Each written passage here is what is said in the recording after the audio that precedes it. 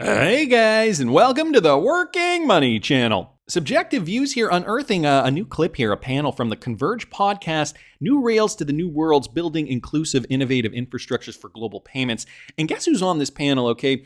Kalyani Bhatia, okay, Global Head of Payments for Swift, but also Pegah Soltani, Head of Payment Products for Ripple. Now, it's interesting because according to this Swift representative, 3 phases of global interoperability need to be achieved: domestic, interregional, and intra-regional. Global Head of Payments of Swift. She breaks down these 3 phases and what the next generation of the network will look like. Listen to this. Kalyani, Swift has played such an important role in helping cross-border organizations and banks interoperate smoothly. What does the next generation of Swift look like?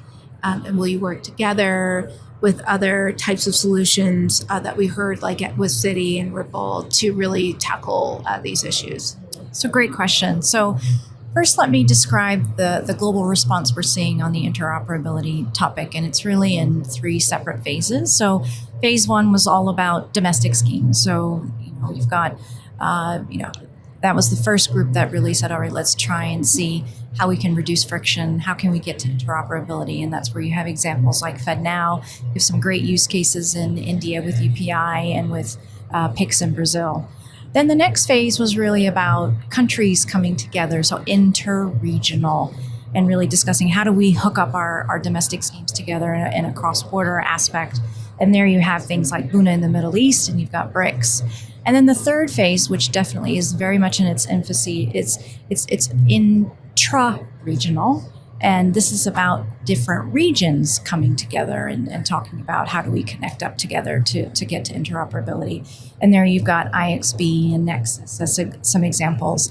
And you're constantly seeing different groups in APAC and the Middle East pop up in the news. So at Swift, we're super interested about the cross-border aspects of phase 2 and phase 3. We want to make sure that the industry isn't creating too many digital islands, and we want to be the network of network. And of course, we're very agnostic as to the form of money and what that's going to take and the actual systems or mode of moving it around. And we really want to focus on interoperability between existing and emerging networks or across asset classes. So we really try to keep, up to date what's happening in the market to make sure that, whether we are participating and supporting different initiatives where possible, we do our own experimentations. And you're absolutely right? So we talked with Pegah and with Ryan on tokenized assets and CBDCs, and doing a lot of experimentation in both kind of areas as the market, has identified those as key next steps of what the next way into interoperability. And so if you look at tokenization, we started off last year looking at how we can be the single point person hooking up tokenized platforms to different payment platforms. And now we're working with a group of banks who are actually doing some experiments to see if they can use their existing Swift infrastructure to instruct the value of tokenized assets across multiple private and public blockchains. CBDCs we've been working in for a little bit longer. We started off creating a connector on the CBDC side, between DLT-based and fiat-based systems using existing financial rails. Then we did some sandboxing again with a small group of people just to see, does this make sense? Is this the right way? And feedback from that group was, yes, it makes sense, and let's continue on experimenting. Then we had some central banks actually say, let me take your CBDC connector and we'll put it into our infrastructure and start doing some testing. And then we just opened up a second phase of sandbox testing with a larger group of banks and central and commercial banks that are looking at different use cases now and around FX and liquidity. Wow, so a lot of information there with regards to what Swift is doing specifically. But notice, Kalyani, she did say that they're looking to partner up with other companies for solutions for this type of new framework. Obviously, we've got Pegah Soltani here on the panel from Ripple.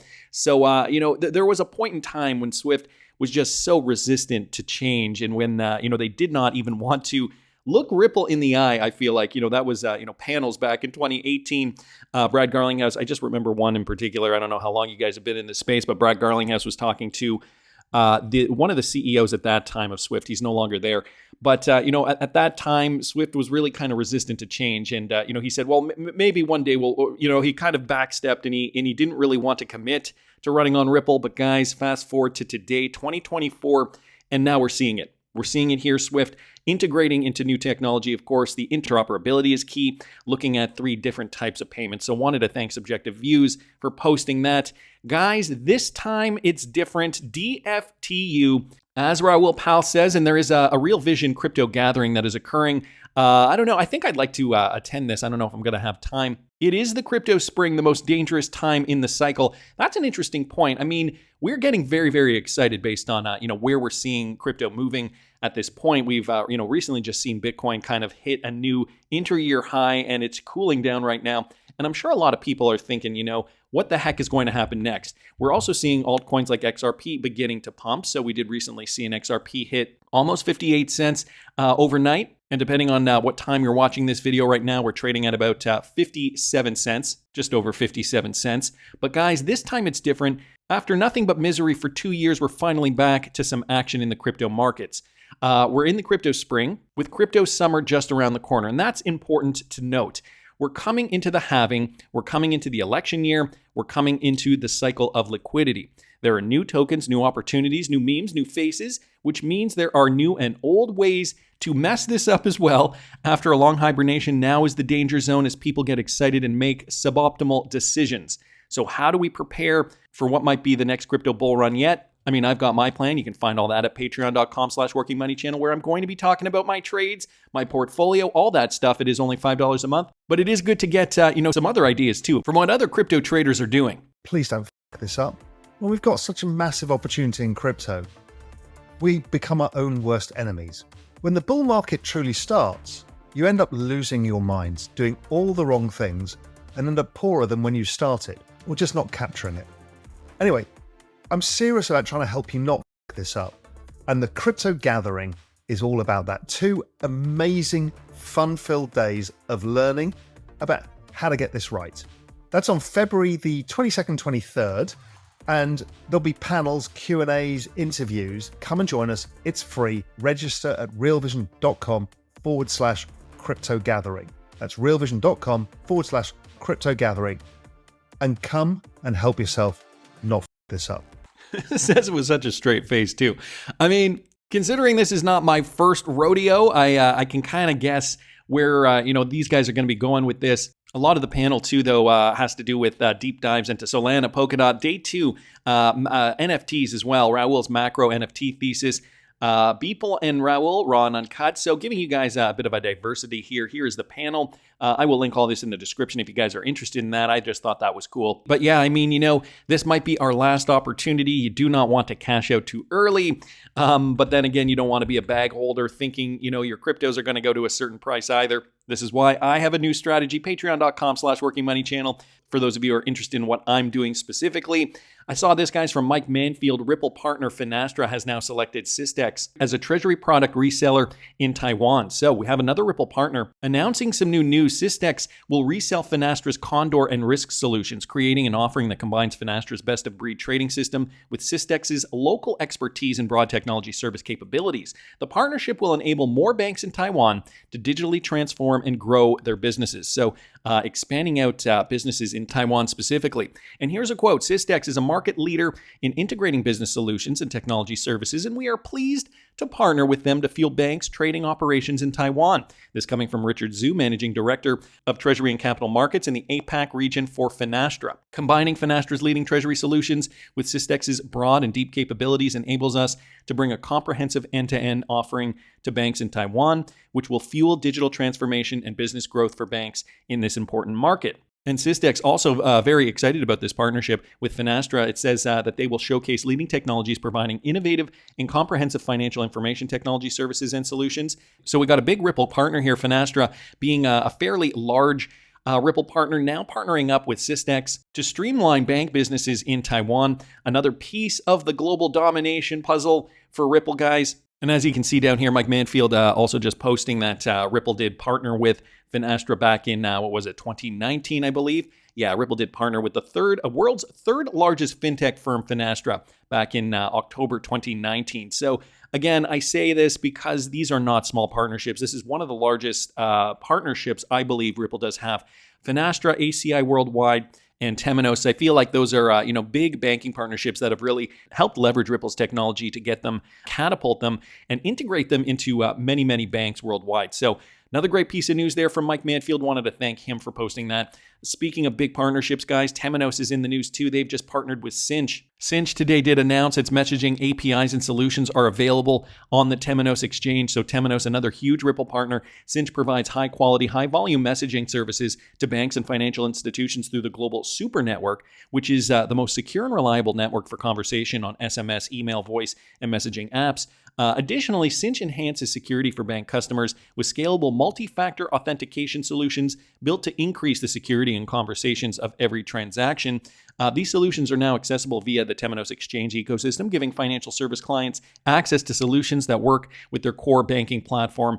And then this helps improve the customer experience, delivering enriching and scalable communications for retail banking customers on any channel. So Temenos, obviously an expert in that back-end banking solution technology and a Ripple partner as well. Now they have partnered up with Cinch. So another big partnership here. Temenos Exchange acts as an accelerator for fintechs and software developers. So this was coming from Martin Bailey, the managing director over at Temenos. So he realizes how big his company is and how influential it can be to really kind of catapult these smaller companies, how the integration with Temenos and joining Temenos Exchange means that Cinch can write once and be readily available to the thousands of banks globally that run on our platform. So opens up business for Cinch as well, who may have, maybe have only had dozens of banks or hundreds of banks. Now this opens them up to thousands of banks. So you can also see why, you can see where everybody's making money here. Cinch puts in the investment. Temenos obviously makes money using their solutions.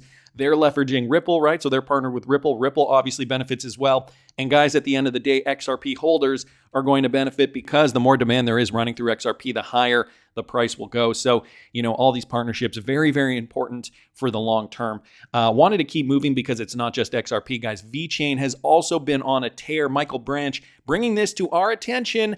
VeChain adds programmable smart contracts and wallets as VeChain soars. Now, I don't know if you guys have been paying attention to the VET token as of late, but VeChain has been on a roll right now, trading just under 5 cents. And it feels like, just a few days ago, this is the hourly chart. February the 4th, we were still trading in and around here, 28.028. So just under 3 cents.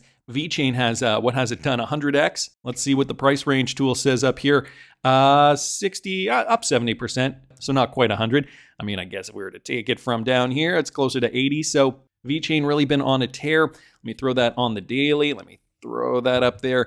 And for those of you guys who have been following me on Patreon, I'm going to be giving an update hopefully very soon. Overall portfolio update, because a lot of these cryptocurrencies are moving now. Some of them still have not moved, but I will be giving an update shortly. Patreon.com/workingmoneychannel. Those who know, and VeChain coming out with more great news here. The VET project, an enterprise-grade L1 smart contract platform, has announced a major development in its blockchain ecosystem. Account abstraction, or AA, is live on VeChain, the platform said. By going live, AA brings programmable smart contract wallets to VeChain, putting the blockchain platform at the forefront of shaping the next step in global adoption for crypto.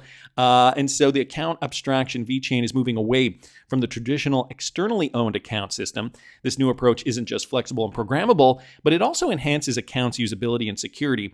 The latter is a key to challenge the EOA's public-private key model. According to the platform just down here, this shift is a key step in the quest to bridge the gap between Web 2 and Web 3. So this is, one of those pain points I'm sure that developers have been trying to figure out, moving into Web 3. That is, the big, kind of the big overall theme here in the crypto space. The launch of smart contract wallets on the mainnet underscores VeChain's commitment towards global mass adoption of crypto and blockchain. And I think, people are realizing this. The VET token, I think, or at least was at a very, very good price point for such a long time. It is a big mover, so there is the potential to make a lot of money on this particular coin. My opinion, this is why I've had it in my legacy portfolio, but I also added it to the $10,000 plus portfolio at patreon.com/workingmoneychannel, and for good reason. I mean, big projects coming out with big announcements, a utility coin, but also a big, big mover. So wanted to thank Michael for posting that. It gets me wondering though, guys, how is this space going to move once we do see all-time highs? And to a degree, is the space controlled? Is there suppression and manipulation? I mean, we've always been talking about this, but can we best guess where it's going to go based on what we know?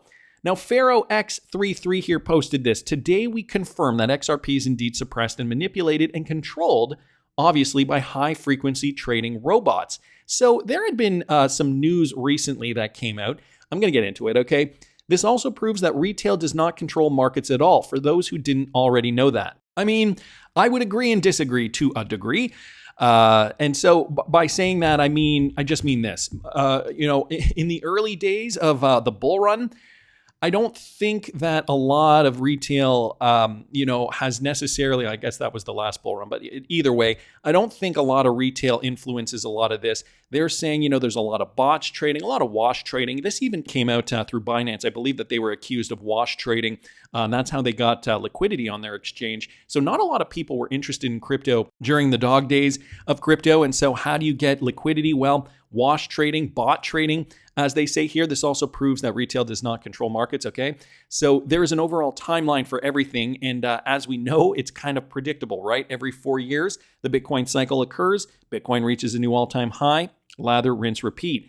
Things will eventually occur exactly when they want it and need it to happen. You're just a player inside of the game. Learn how to play the game the right way and benefit from it. And again, guys, this is why I urge you, do things like join this seminar here. And I mean, if you want to as well, I am only charging $5 a month, and I'm opening up my Patreon to everybody who is interested in seeing what I'm trading, and it's no holds barred. I'm showing you guys what I'm trading in the $10,000 plus portfolio, but I thought, I'm going to be adding my legacy portfolio too, because those are cryptocurrencies that I've been holding for a long, long time. So I'm going to be talking about everything over the next few months, because this is something that is very dear to me. Very important, I'm sure, to a lot of you guys too. Mr. Hubert also mentioning this. LOL, ever considered the fact that Ripple has been involved in cryptocurrency since 2012 and that they sold most XRP for BTC in the first few years? They might also be the ones pushing Bitcoin up by buying Bitcoin with XRP first to then sell Bitcoin at its peak to buy more XRP to raise the price and then sell XRP at that high price. So that's an interesting theory. Let me bring up, what would it be? XRP to BTC? Or would it be the opposite? No, it's this one. It's XRP to BTC chart. Now, we've talked about this chart in the past. If you think about what he's saying here, if Ripple does own a lot of XRP, and the price of XRP goes up against BTC, well, then they can sell their XRP, buy BTC, and then once BTC goes up against XRP or XRP goes down, they buy more XRP with that. And considering they hold so much XRP, well, they in fact do have the opportunity to manipulate Bitcoin markets. I mean, I guess, depending on how much they are purchasing. So it's an interesting thing to consider. Also consider this tweet from David Schwartz, and I got to mention this because this is very, very important here. Imagine calling the top on your 50th birthday exactly one day before it happened. You have to understand this game 100%. We have to know who to follow. David Schwartz, aka Joel Katz, over there on Twitter. Now, for those who know, back on April the 13th, 2021, which apparently was David Schwartz's birthday, he wrote, "This is probably going to be my least popular tweet ever, but if you have life-changing amounts of cryptocurrency, please take some time to seriously consider selling some to reduce the risk and exposure. This is not any kind of prediction about what the market will do. However, he made this not prediction in quotes, basically when XRP topped in the last bull run, seeing that inter-year high in 2021 of about $2 per coin, literally pinpointing the day. So I feel like these guys know more than they're letting on. And, to be paying attention to these types of tweets. David Schwartz, a real great guy, for even just giving us that. Personal theory, though, from Pharaoh X33 here on Twitter, personal theory on how they've suppressed XRP's price. So there's a specific high-frequency trading robot attached to XRP that's constantly spewing out buy and sell orders nonstop. Hence, price not moving too much over the years and staying suppressed below all-time high. When they need the price to move in accordance to some type of event, they make that happen. Price is always ahead of the news and events. It's hard not to see once you've seen it many times. So technically, there is a switch that's been turned off since 2018, and it was turned on for a bit right after the SEC lawsuit in December 2020 up until Gary became SEC chair in April 2021. Price went from 17 cents to $2 in those 4 months. So that is 109 days to be exact. It was then turned off once again as Gary was put in power. Gary became SEC chair on April 17, 2021, and then XRP was at $1.70. I guess I should point out that this theory was brought to our attention back in December of 2022. So this is not a new theory, guys, but it's the first time I'm seeing it, so I thought I'd share it with you. It has been 601 days since that day, and XRP has slowly traded downwards. That was 100% a high trading frequency bot suppressing the price as they need to. It's very likely Ripple knows about the high frequency trading robot behind XRP, zero doubt. Again, guys, note the date here, December 2022. Gary Gensler doesn't want you knowing this either, but he does know 100%. They all know when this will be all over. They're just following their specific script. So I don't know if I agree with this entirely. However, the theory is sound. And then we got to remember Crypto Minded here reminding us about those emails that were going around back in December of 2017. Chris Larson's assistant, who allegedly, perhaps, maybe hacked his XRP account. He knew or she knew about the XRP that they were sending. They needed to let XRP breathe. As this email states, let's just consolidate reporting and accounting and let XRP breathe.